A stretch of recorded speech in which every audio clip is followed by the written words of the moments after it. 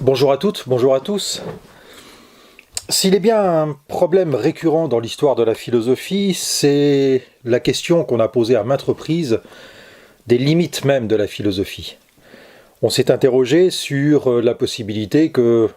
des objets échappent à la réflexion philosophique et que du même coup la philosophie se trouve confrontée à une sorte d'impossibilité de s'exercer.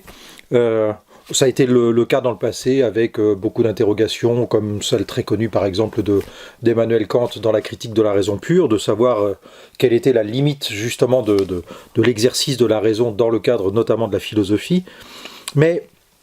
les objets sont multiples et il en est un, aujourd'hui, de nos jours, il en est un qui revient en permanence et qui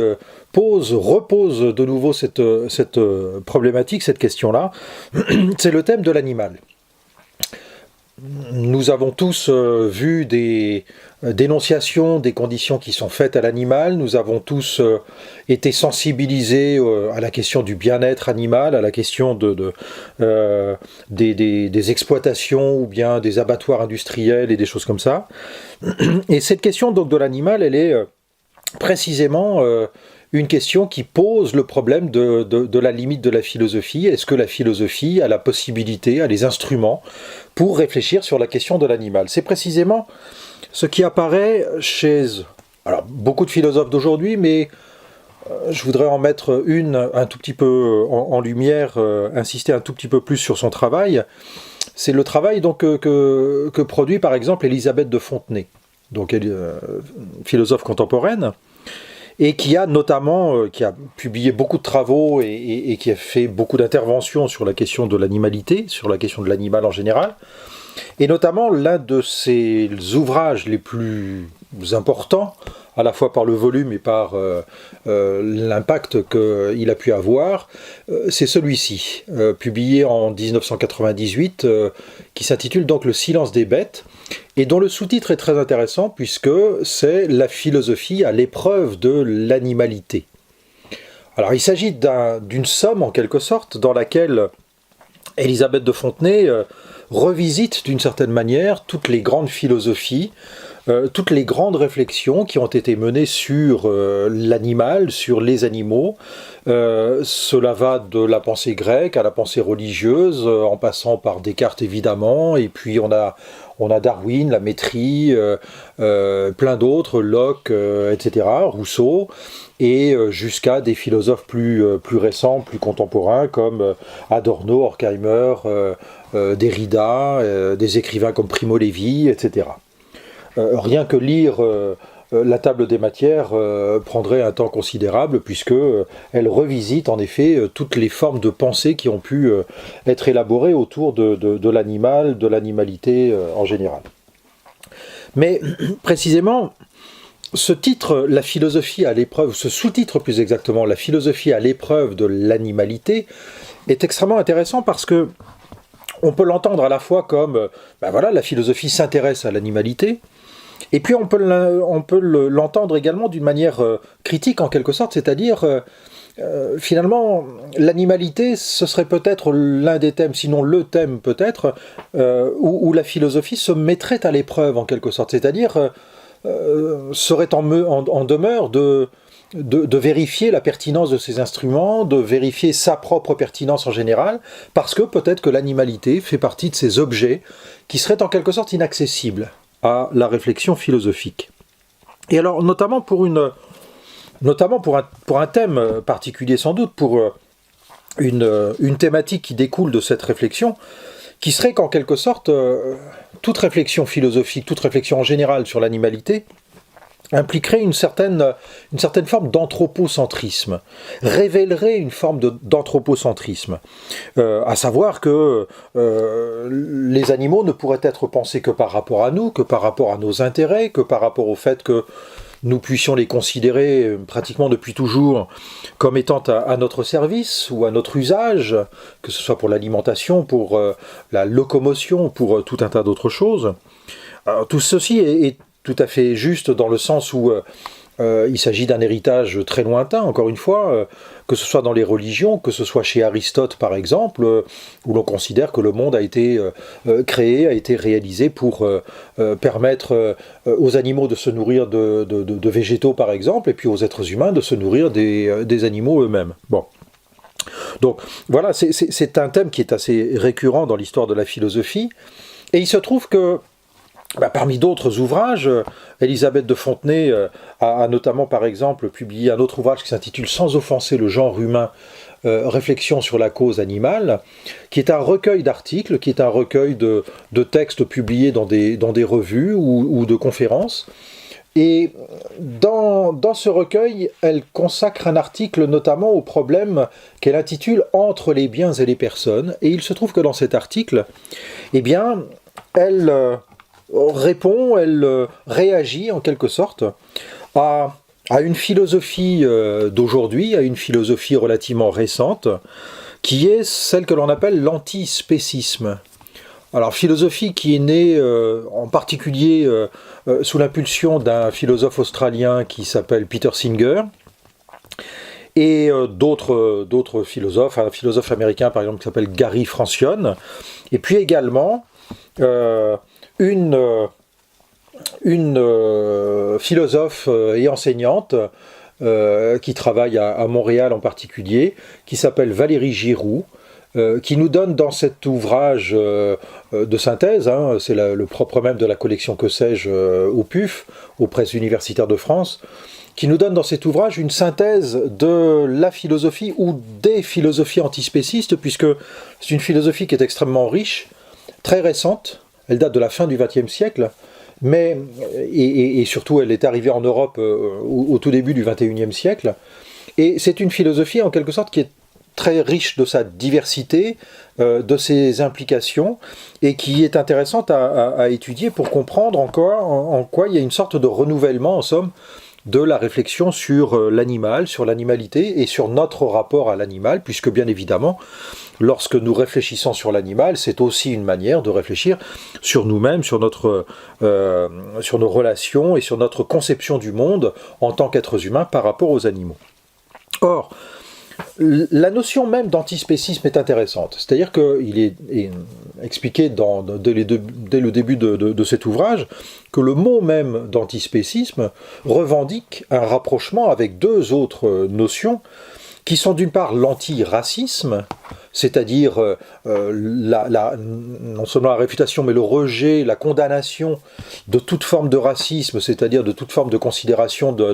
des êtres humains en fonction de leur couleur de peau, culture, langue, etc., et sur laquelle on pourrait soi-disant légitimer une forme de supériorité de certaines races sur d'autres. Et d'autre part, sur le mot, le rapprochement est fait aussi avec le mot antisexisme, qui de la même manière est une condamnation de toute forme de supériorité revendiquée par l'homme sur la femme par rapport à la femme, et du même coup donc l'antispécisme en quelque sorte, eh bien, revendique de la même manière une forme de rejet absolu de l'inégalité, cette fois inégalité entre les hommes, les êtres humains et les animaux, et toute forme du même coup de comportement, d'attitude qui trahirait en somme, qui traduirait le sentiment d'une forme de supériorité de l'être humain sur l'animal. Alors on peut considérer que certes, autant le racisme ou le sexisme peuvent être constitués comme des objets, c'est-à-dire que des gens se revendiquent explicitement d'une forme de sexisme, de machisme,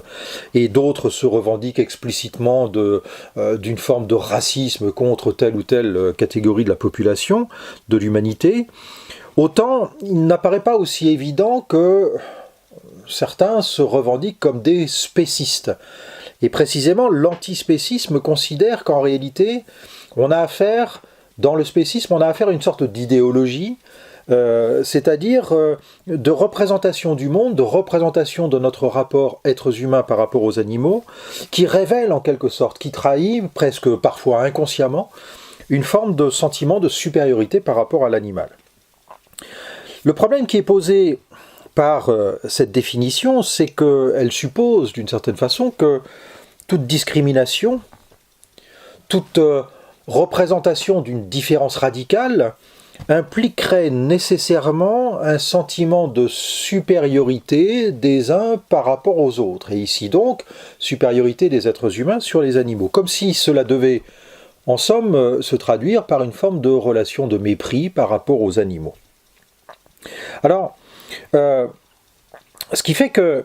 au nom de l'antispécisme donc, qui encore une fois est extrêmement varié comme philosophie et qui débouche sur parfois des conséquences assez radicales, on va le voir tout à l'heure, au nom de l'antispécisme donc, on refuse, on en arrive en quelque sorte à refuser toute forme de distinction entre les espèces, donc en particulier entre nous, espèces humaines, et les espèces animales, par refus, par suspicion en quelque sorte de revendiquer derrière une forme de supériorité. Si toute forme de discrimination, de distinction est ainsi condamnée, c'est parce que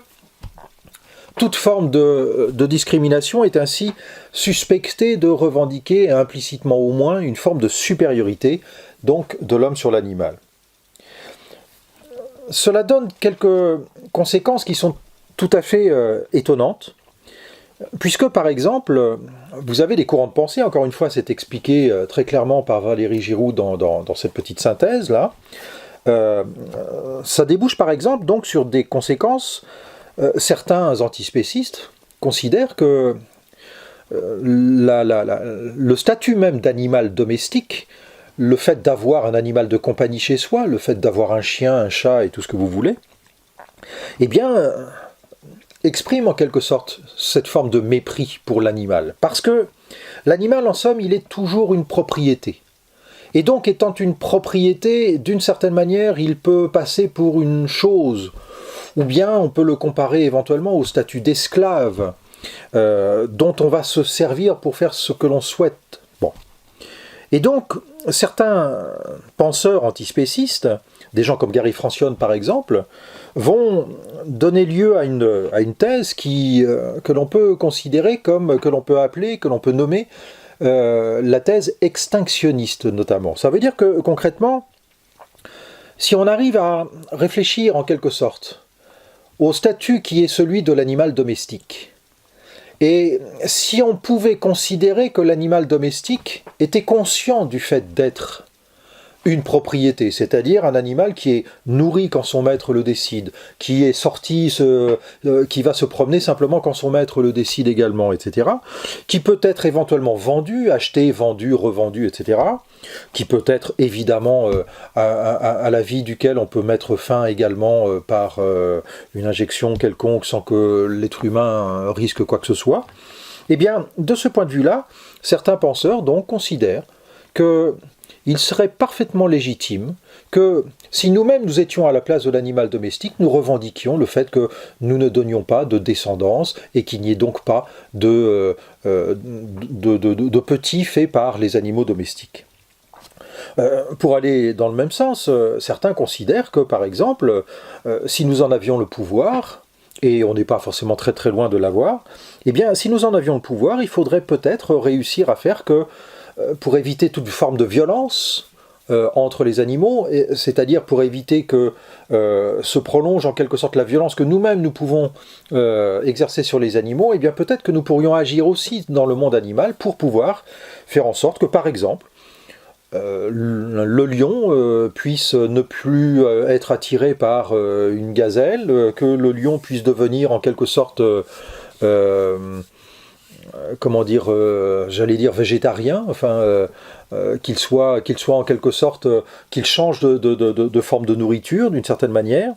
Et donc, on a en quelque sorte des positions qui sont parfois relativement extrêmes, voire extrémistes dans cette philosophie antispéciste. Et on en arrive même à une sorte de paradoxe. C'est qu'en fait, dans cette philosophie, d'une certaine manière, on essaye de penser les choses en se gardant de toute forme d'anthropomorphisme, puisque on considère que la limite de la philosophie, c'est précisément de ne pas pouvoir réellement penser ce que l'animal vit, mais qu'il vit réellement en quelque sorte. Et pourtant,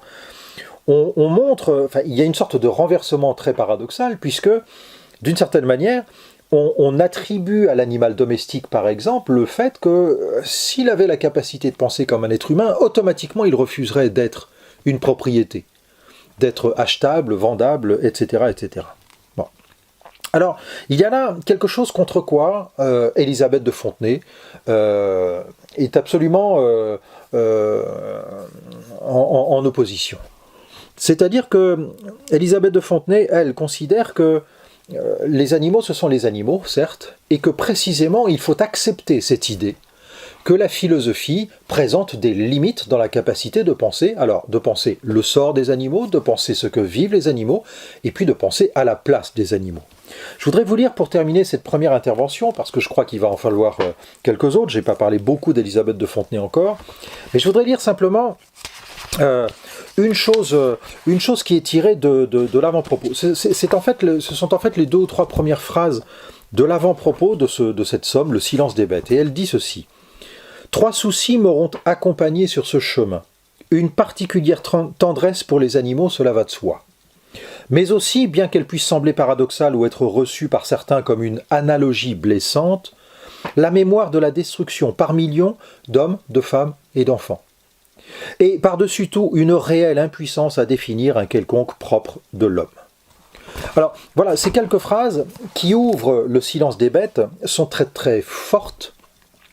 parce que, au bout du compte, ce que revendique Élisabeth de Fontenay, c'est le fait que, d'une certaine manière, il n'est pas possible de rejeter absolument notre représentation anthropocentrique de l'animal. Et là encore, je voudrais lire une toute petite chose pour terminer. C'est tiré de cet ouvrage et donc de cet article entre les biens et les personnes sans offenser le genre humain, où elle explique ceci. « Nous ne pourrons jamais purger entièrement un anthropocentrisme minimal, sauf à nous prendre pour le dieu de Leibniz capable de toutes les perspectives possibles. Ce point de vue égoïque, spéciste, écrit-elle entre guillemets, si l'on tient au terme, qu'il faut amender, certes, est l'effet de notre finitude avant d'être la marque de notre puissance.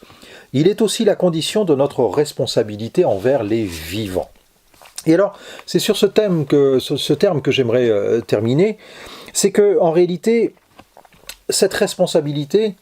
nous dit Élisabeth de Fontenay, eh bien, on se tromperait totalement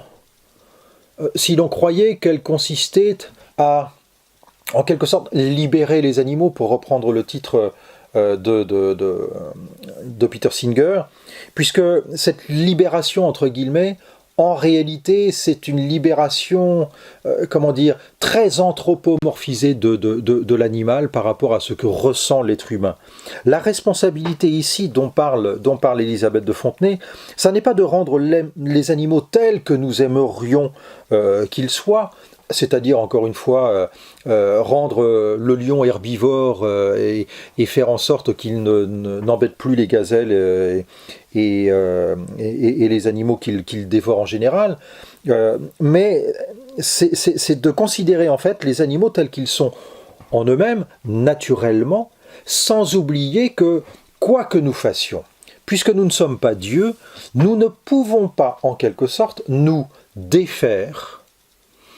de ce regard que nous avons sur les animaux, qui exprime beaucoup plus, non pas le pouvoir que nous exerçons sur eux, quoi que nous fassions, mais qui exprime beaucoup plus notre finitude. Nous ne pouvons pas ne pas considérer les animaux en tant qu'êtres humains. Et c'est pour cela que nous allons avoir l'occasion sans doute de nous retrouver pour d'autres réflexions qu'Élisabeth de Fontenay mène, notamment une dans laquelle elle s'efforce de réfléchir sur la parenté de l'homme et des animaux, qui pour elle ne doit pas nécessairement être un critère absolument irréfutable pour nier la différence radicale malgré tout qui existe entre les hommes et les animaux.